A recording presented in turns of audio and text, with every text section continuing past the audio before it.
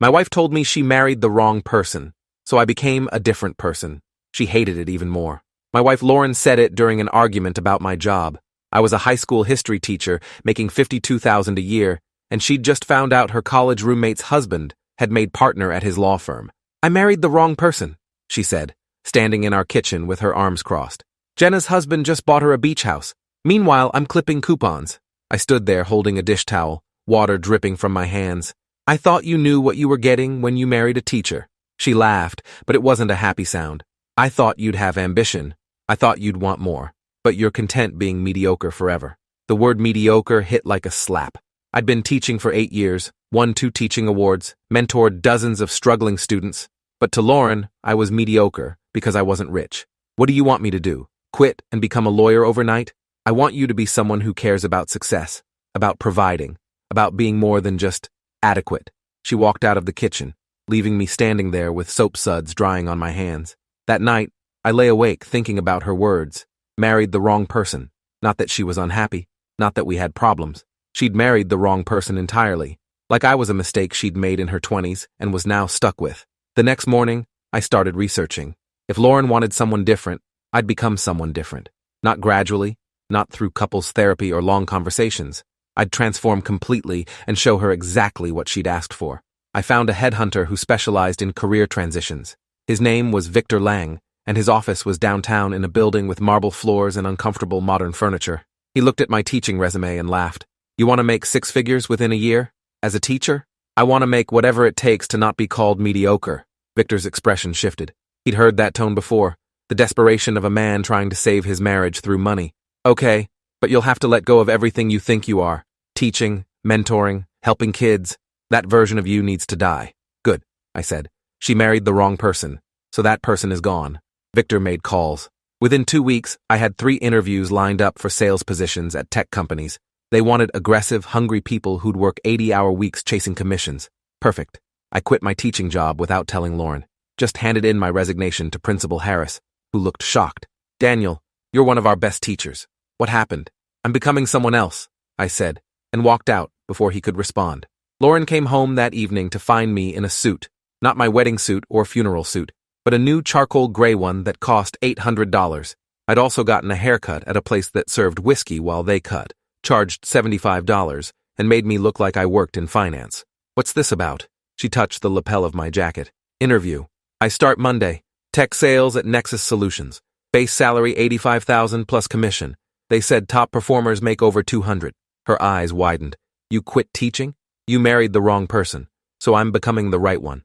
I loosened my tie. No more summers off. No more grading papers at the kitchen table. No more being adequate. Something flickered across her face. Not quite happiness. More like surprise mixed with uncertainty. Daniel, I didn't mean you had to quit your job. I was just frustrated. No, you were right. I was mediocre. Content with enough instead of hungry for more. That ends now. She opened her mouth to respond, but I walked past her to the bedroom. I had reading to do. Sales books with titles like Eat What You Kill and The Closer's Bible. The person she'd married would have found these books disgusting. The new me would memorize every page. My first week at Nexus Solutions was brutal.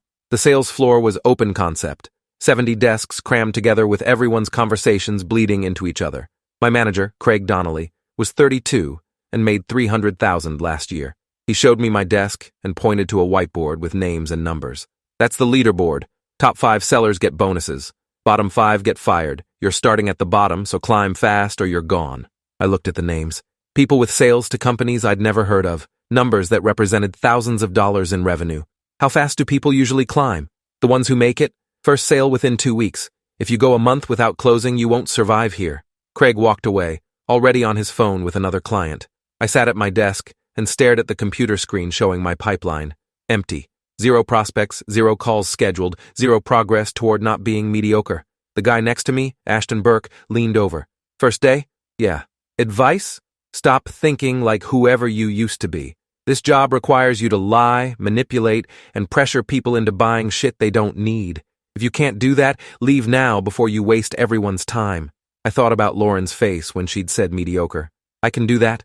Good, because nice guys finish at the bottom of that board, and the bottom means fired. Ashton went back to his call, smoothly lying to someone about delivery timelines that were impossible to meet. I made 63 calls that first day. got hung up on 58 times, had 4 conversations, scheduled 1 follow-up call.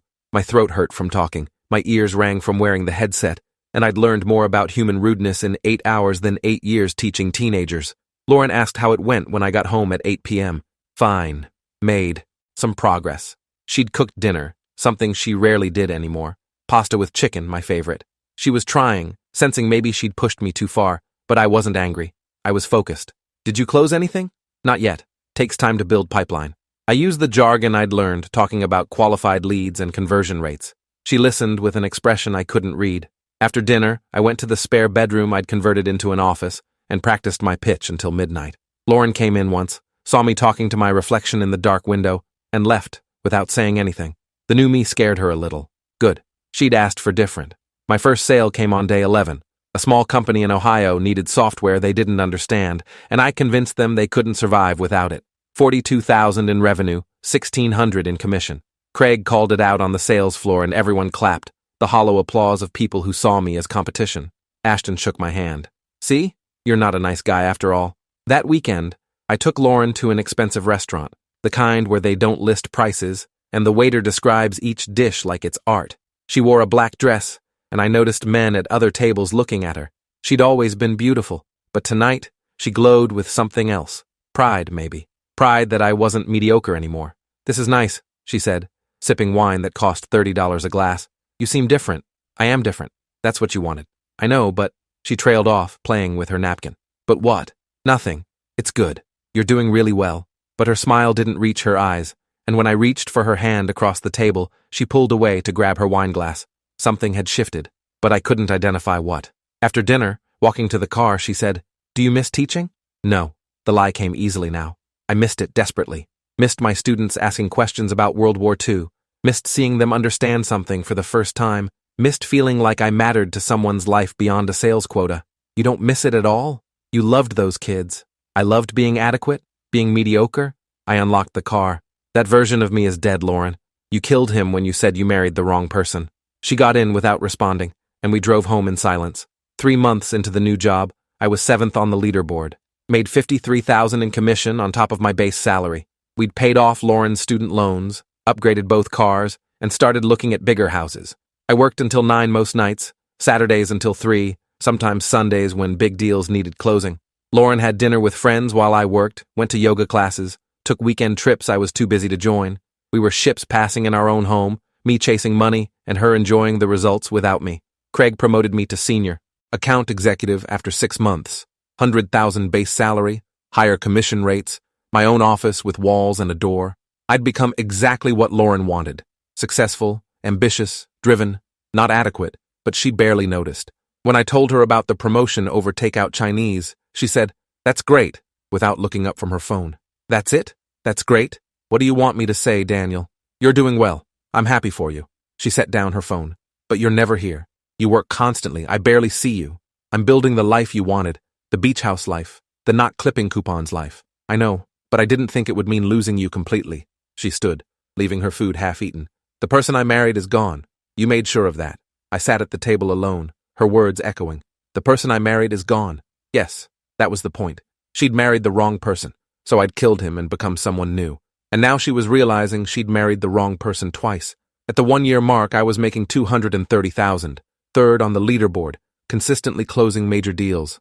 I'd learned to lie without flinching, to manipulate decision-makers, to pressure people into contracts they'd regret. I'd become exactly what Ashton had described on my first day. Not a nice guy. I'd also become a stranger to my wife. We had sex maybe once a month, always quick and mechanical. Barely talked beyond logistics about bills and schedules. Slept on opposite sides of the bed like college roommates who didn't particularly like each other. The big house we'd bought had 4 bedrooms and felt empty even when we were both home. Lauren started therapy. I found the bills from Dr. Stephanie Graham's office, $200 a session, once a week. When I asked about it, Lauren said, "I needed someone to talk to since you're always working. Talk to me. I'm right here." "You're not here, Daniel. You're physically present sometimes, but you're not actually here. You're this driven, cold version of yourself that I don't recognize." I looked at my wife, really looked at her, and saw unhappiness etched into her face, dark circles under her eyes, weight loss that made her cheekbones too prominent. She was miserable, and I'd been too busy chasing the leaderboard to notice. "What do you want from me?" "I want my husband back." The one who cared about his students and talked about history like it mattered. The one who wasn't obsessed with money. That husband was mediocre. You told me that. I was wrong. Her voice cracked. I was frustrated and stupid, and I said something horrible. But I didn't mean for you to become this. She gestured at me in my suit, my expensive watch, my perfectly styled hair. This isn't you. This is exactly me. This is who I became because you married the wrong person. I grabbed my briefcase. I have a client dinner. Don't wait up. I left her standing in our expensive kitchen in our big, empty house and drove to a restaurant where I'd lie to a potential client about capabilities our software didn't have. The old me would have been disgusted. The new me didn't feel anything at all. My brother Cameron called the next week, concerned. Lauren reached out. She says you're different, worrying different. I'm successful different. She wanted success. She wants her husband back, man. She's scared she broke something that can't be fixed. I was in my office, looking at my pipeline for the quarter. 2 major deals about to close, another 6 in negotiation. Numbers that would put me second on the leaderboard by month's end. She broke the mediocre version. I built something better. Daniel, listen to yourself. You sound like a robot. When's the last time you did something for fun? Saw your friends? Did anything besides work? I couldn't remember. My entire life was work, sleep, and avoiding my wife's disappointed gaze. I'm fine, Cameron. You're not fine. You're having some kind of breakdown disguised as success. Take a vacation. Talk to Lauren. Fix this before it's too late. He hung up, and I stared at my phone. My brother thought I was broken. My wife thought I was unrecognizable. But I was doing exactly what she'd asked, becoming someone who wasn't mediocre, someone who provided, someone who was more than adequate. Lauren served me with divorce papers on a Sunday morning. I was working in my home office, and she walked in with an envelope. I can't do this anymore. She set the envelope on my desk. I wanted you to have ambition, not lose your soul. I opened the envelope. Irreconcilable differences. 50-50 split of assets. She'd already found an apartment and was moving out that week. You got what you wanted, I said. Big house, nice cars, money to spend. This is what you asked for. I asked for you to care more about our life together. Instead, you became obsessed with proving something that didn't need proving. She sat in the chair across from my desk. I married the wrong person, Daniel. I said it a year ago, and I was wrong. I married exactly the right person. But then I broke him. And what's left is someone I don't know. So what? You destroy who I was? I become who you wanted? And now you leave because you don't like the result? I stood up, anger finally breaking through the numbness. You don't get to do this. You don't get to wreck me and then walk away. I wrecked you? Lauren's eyes filled with tears. You wrecked yourself. I said one stupid thing in anger, and you used it as permission to become someone you hate. Look at yourself, Daniel. When's the last time you smiled, laughed, did anything that made you happy? I opened my mouth to answer and realized I couldn't. Happiness wasn't something I'd thought about in a year. Success? Yes. Numbers? Definitely. But happiness? That belonged to the mediocre version of me that she'd despised. Sign the papers or don't. I'm leaving either way. Lauren stood. I hope you find yourself again. The real you, not this corporate monster you think I wanted. She left my office, and I heard her packing in the bedroom. 2 hours later, she was gone. I sat in my home office surrounded by plaques and awards for sales performance, in a house that cost $800,000, wearing a suit that cost more than a week of my old teaching salary, completely alone. Exactly what I'd earned. The divorce finalized in 3 months. No children, clean split of assets. Lauren took the house since I was never there anyway. I moved into a downtown apartment that was all glass and steel, the kind of place that said success but felt like a hotel room. Craig congratulated me on losing the distraction. Now you can really focus. Push for number 1 on the board. I pushed, worked 90-hour weeks, closed massive deals that earned me trips to Hawaii and Las Vegas that I took alone, made $340,000 that year, first place on the leaderboard, top performer in the entire company. Craig asked me to speak at the National Sales Conference, and I stood on a stage in front of 800 salespeople and told them how to kill their competition, how to manipulate, how to win. They applauded, and I felt nothing. My brother stopped calling after I missed his daughter's birthday party for a client meeting. My college friends stopped inviting me places when I canceled for work the 5th time in a row. My entire life was work, and work was all I had left. 2 years after Lauren said I'd married the wrong person, I ran into her at a coffee shop. She was with a man, laughing at something he'd said. He wore jeans and a Teachers Association t-shirt, looked comfortable and kind and exactly like I used to look. When she saw me in my suit with my phone pressed to my ear during a client call, her expression shifted to something like pity. I ended the call and walked over. Lauren, Daniel, hi.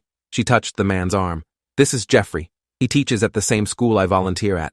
Jeffrey extended his hand. Nice to meet you. Lauren's mentioned you.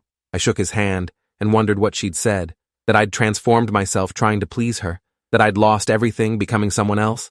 You look good, I told Lauren, though it felt like swallowing glass. She did look good, happy, relaxed in a way she never was during our last year together. So do you. Very successful. She meant it as an insult, I could tell. Success was what had destroyed us. Jeffrey excused himself to get their drinks, and Lauren studied me. Are you happy, Daniel? I'm successful. That's not what I asked. It's the answer you got. I checked my watch, an expensive automatic piece I'd bought to celebrate hitting my sales goal. I have a meeting.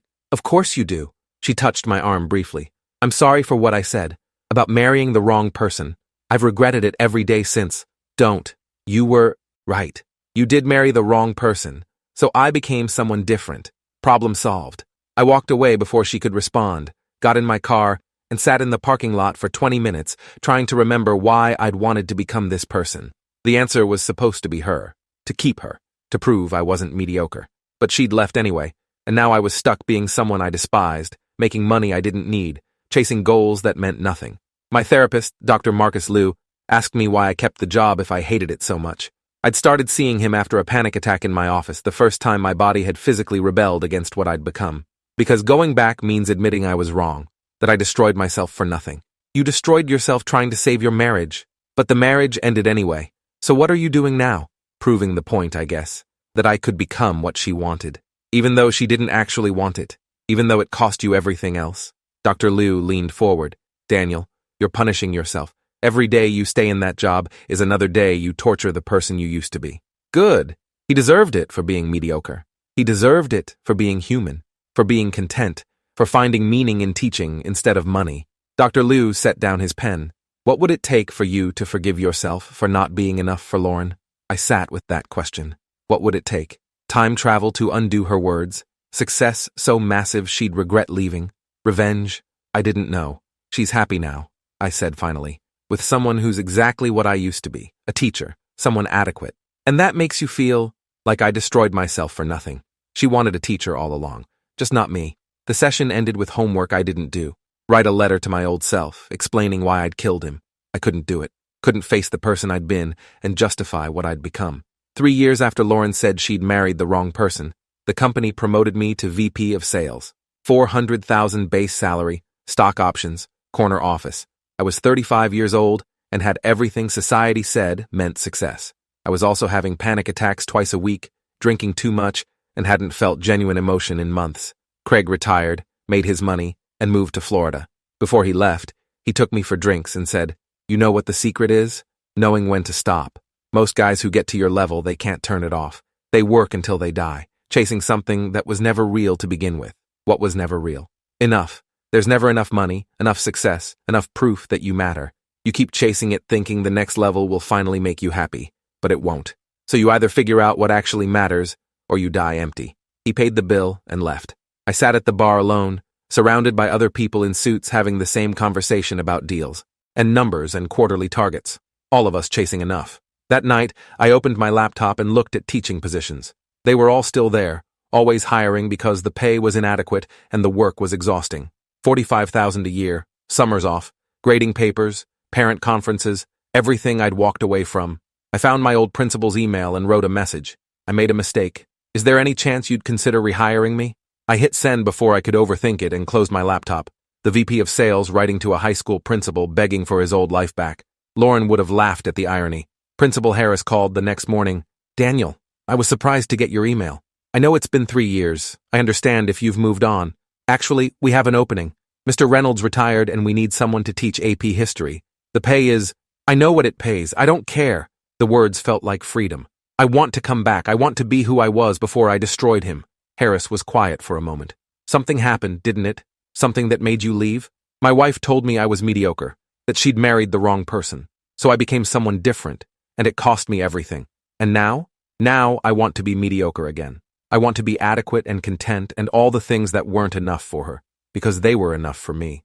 Harris offered me the job. I started in the fall, 3 months away. I wrote my resignation letter that afternoon, and the CEO tried to convince me to stay, offered me more money, more stock, more everything. I told him I was becoming a teacher again, and he looked at me like I'd lost my mind. Maybe I had. or maybe I'd found it. The news spread through the office fast. The VP of sales was quitting to teach high school. People thought I was having a breakdown. Ashton Burke, still grinding on the sales floor, pulled me aside. "You're really doing this? Walking away from 400 grand to make teacher money?" "Yeah." "Why?" "You're at the top. You won." "No, I didn't. I lost everything that mattered trying to get here. Now I'm trying to get it back." Ashton looked at me like I was speaking a foreign language. "Whatever, man. Your funeral." My last day at Nexus Solutions was in June.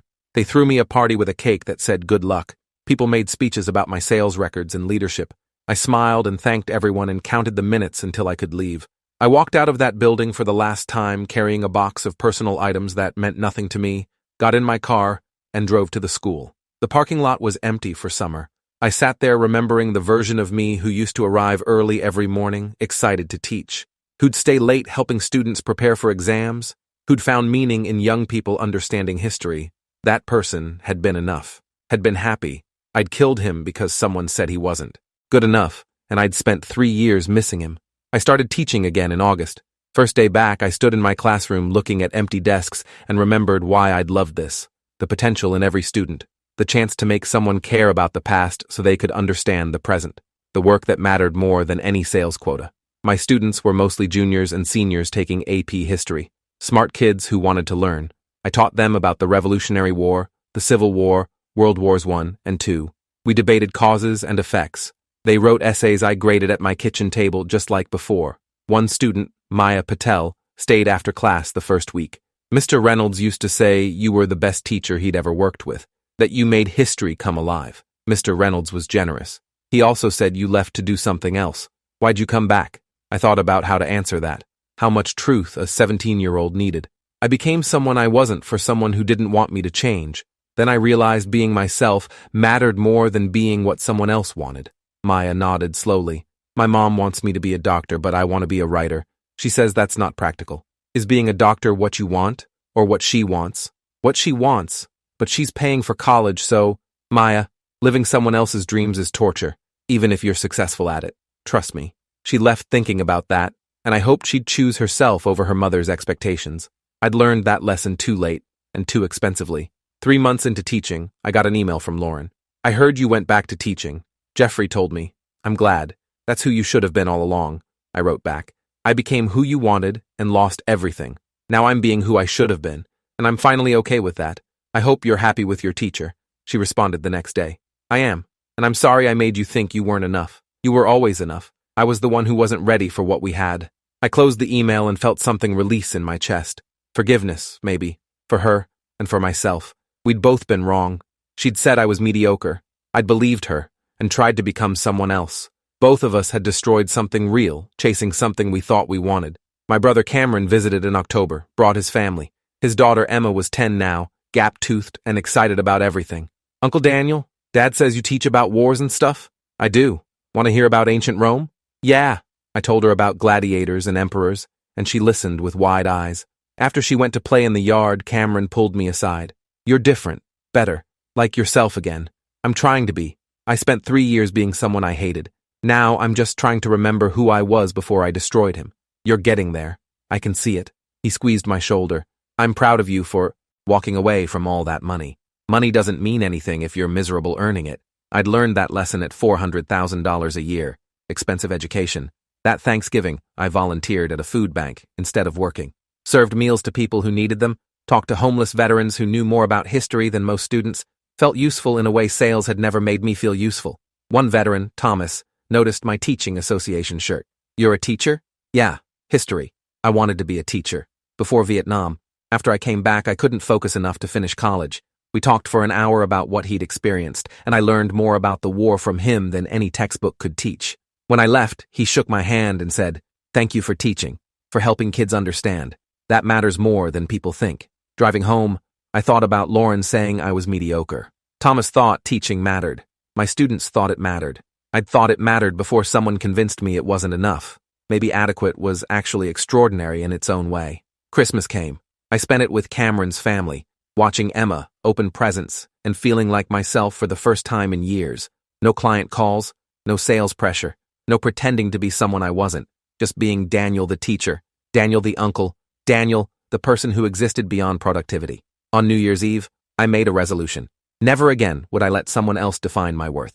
Not a spouse, not a boss, not society's idea of success. I'd be who I was, and anyone who thought that wasn't enough could leave.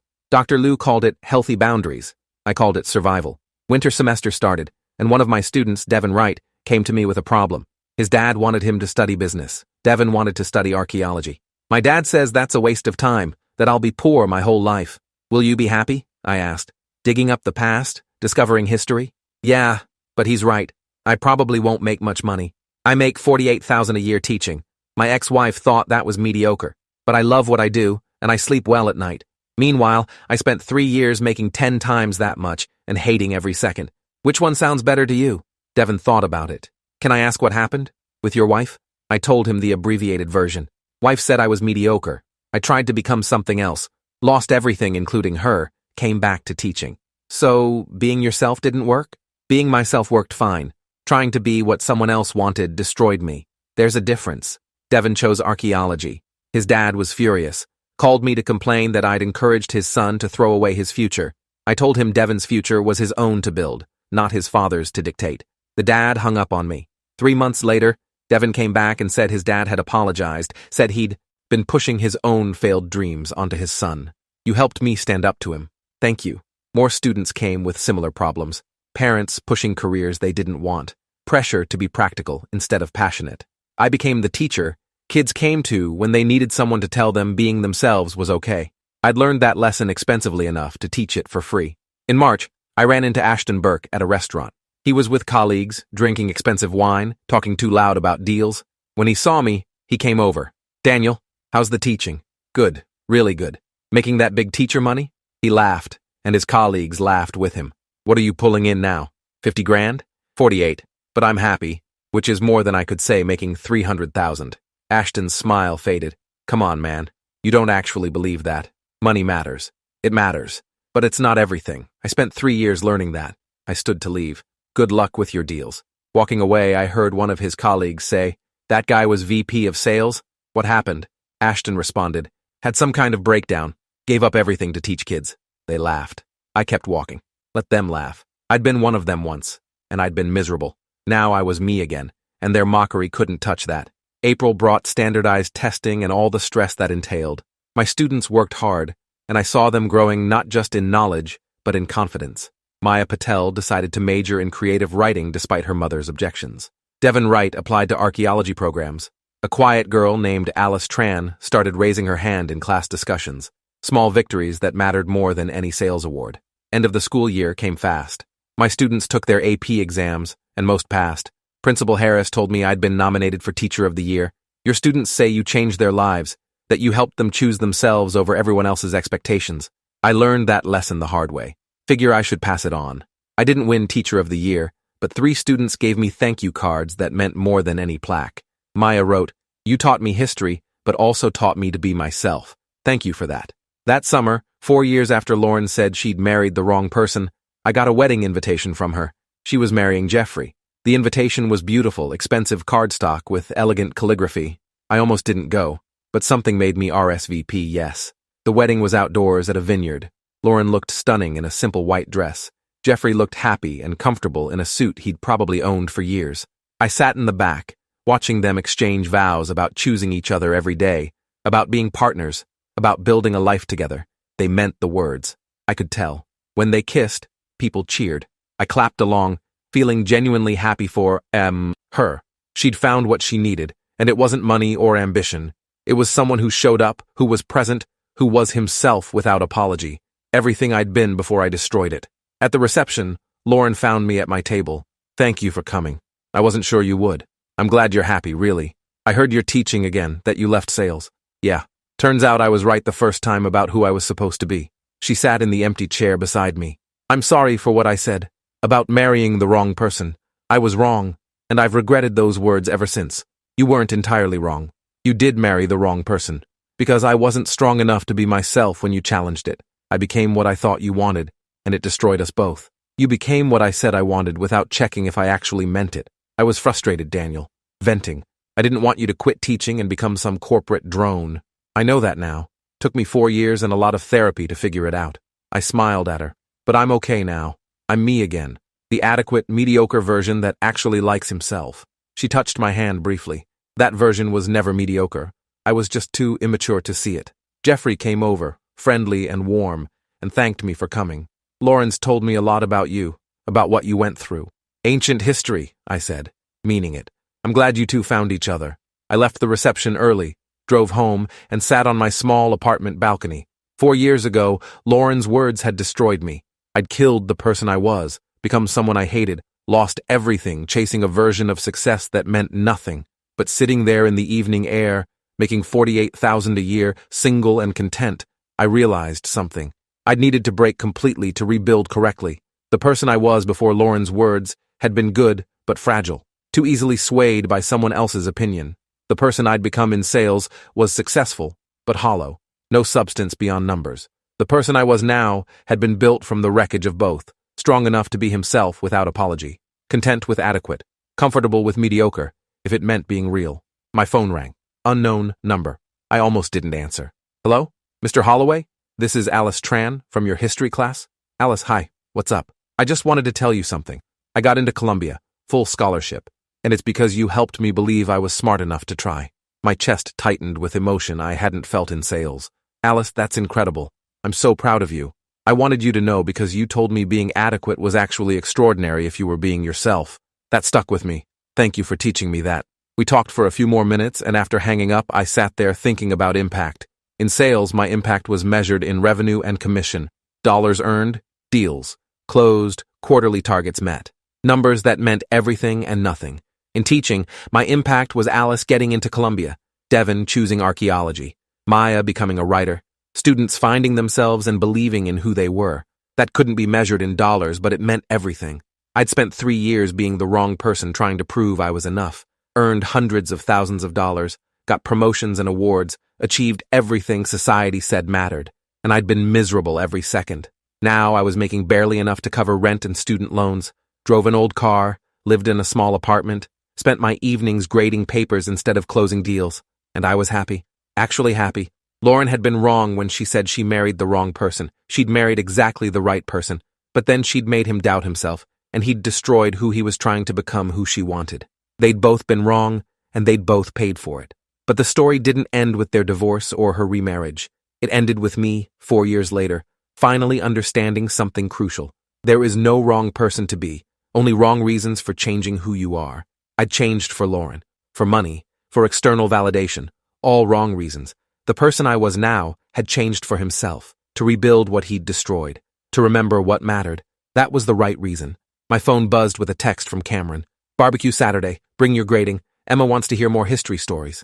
I wrote back, I'll be there. Then I opened my laptop and started planning next year's curriculum. I'd teach the same wars, the same historical patterns, the same lessons about human nature and power, but I'd also teach the thing I'd learned expensively. Success isn't measured in salary or status. It's measured in whether you can look at yourself and like who you see. I liked who I saw now, the adequate teacher, the mediocre salary earner, the person who'd been broken and rebuilt and was finally comfortable in his own skin. Lauren was right when she said she'd married the wrong person. Wrong for her at that moment anyway. But I'd been exactly the right person for myself, and I'd forgotten that trying to please someone else. Took me 4 years and hundreds of thousands of dollars to remember. Expensive lesson, but worth every cent. Saturday came. I went to Cameron's barbecue with a stack of papers to grade. Emma asked about the Roman Empire, and I told her about Julius Caesar and Brutus and betrayal. She listened with wide eyes, and when I finished, she said, Uncle Daniel, you're really good at teaching. Thank you, Emma. Are you rich? The question caught me off guard. No, teachers don't make much money. But you're happy, right? Dad says being happy matters more than being rich. I looked at Cameron, who smiled and shrugged. Yeah, Emma, I'm happy. Then you're doing it right. She ran off to play, leaving me with her. Simple wisdom, doing it right. Not by society's standards or Lauren's expectations or corporate measures of success, but by the only metric that actually mattered. Was I being myself, and did that make me happy? Yes. 4 years after my wife told me she'd married the wrong person, after I became a different person she hated even more, after I destroyed myself and rebuilt from scratch, I could finally answer yes. I was doing it right. The adequate, mediocre, happy version of myself. Exactly who I was supposed to be all along. That evening, I got an email from Principal Harris. The school board approved a small raise for next year. You'll be making 51,000. I know it's not much, but I wanted you to know you're valued. I wrote back, it's perfect. Thank you. Because it was. Not the salary, but being valued for the right reasons. For teaching well, for impacting students, for being good at something that mattered. That was worth more than any six-figure corporate job. I closed my laptop and looked around my small apartment. Nothing fancy, nothing impressive. Just me, my books, my grading, and my life. The life I'd chosen after trying everyone else's version of who I should be. Lauren had said I'd married the wrong person, and she'd been right. Wrong for her. But I'd finally become the right person for myself, and that was the only version that mattered. The adequate teacher with the mediocre salary and the extraordinary life built on being exactly who he was supposed to be. Nothing more, nothing less, just enough.